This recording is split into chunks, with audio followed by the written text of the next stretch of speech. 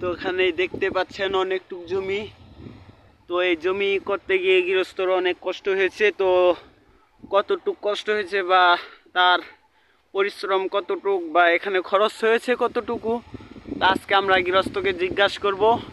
তো আমাদের পাশে থাকবেন, এই ভিডিওটি সম্পূর্ণ দেখবেন। আপনাদের কাছে দোয়া রইল। গাইস, তো তোমরা দেখতেই পাচ্ছো আজকে এই ভুট্টা ক্ষেতের আমরা কিছু তথ্য নিব। তো এই ভুট্টা ক্ষেত অনেকটুকু।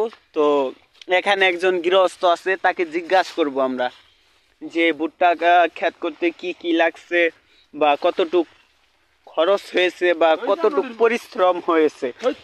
তো আমরা গৃহস্থর কাছে আসতেছি।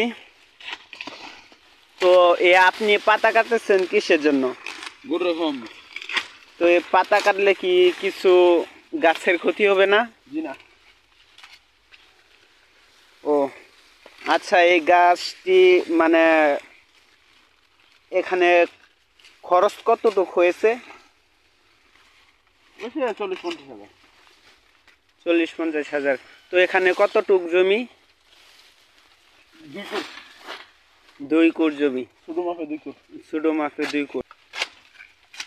আপনার এখানে সার তেল পানি কিরকম ভাবে দেওয়া লাগছে? সার কতটুকু লাগছে? সার লাগছে আপনার 18 বস্তা ইউরিয়া, 5 বস্তা মাটিয়া আর 14 বস্তা ডিআইবি। তো আপনি বললেন যে 18 বস্তা সার, সেই মানে অনেক কিছু লাগছে। তো এখানে হয়তো কীটনাশক লাগেনি, মানে পোকা টোকা যে ধরছে এজন্য বিষ ব্যবহার করেননি? করেছেন ওগুলোই। ও, এই ভুট্টা কতটুক কেনা লাগছে? বিচুন ভুট্টা 800 টাকা কেজি। 800 টাকা কেজি। মানে এই 2 কোর জমি বললেন, 2 কোর জমিতে কতটুক ভুট্টা লাগছে? 10 কেজি 15 কেজি। 15 কেজি। 15 কেজি দিয়ে 2 কোর হয়েছে। তো এই ভুট্টা খেতে পরিশ্রম কিদুম? এর মিয়া দেন না পরিশ্রম কিদুন। এর রোদ মধ্যে রোজা রাখকে বটা পাতা কাটলাইতেছে, আবার হুসকেন পরিশ্রম কিদুন। ও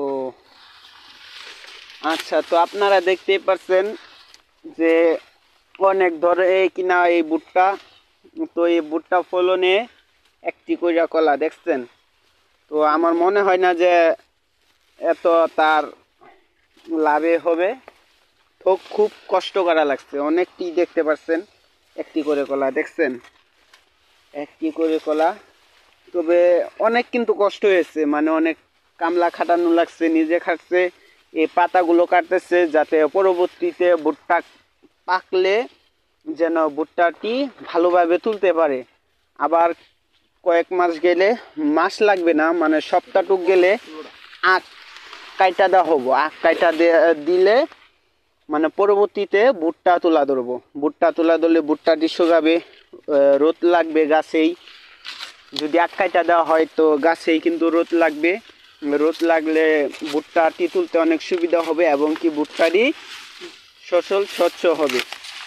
তো এই ছিল আজকে আমাদের ভিডিও। তো আশা করি সকলেই ভালো থাকবেন। আর ভুট্টার ক্ষেত দেখতেই পাচ্ছেন কতটুকু খরচ হয়েছে কিংবা কতটুক পরিশ্রম লাগছে। তো আশা করি সকলেই ভালো থাকবেন।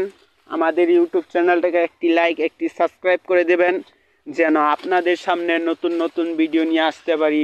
সবাইকে রোজা শুভেচ্ছা।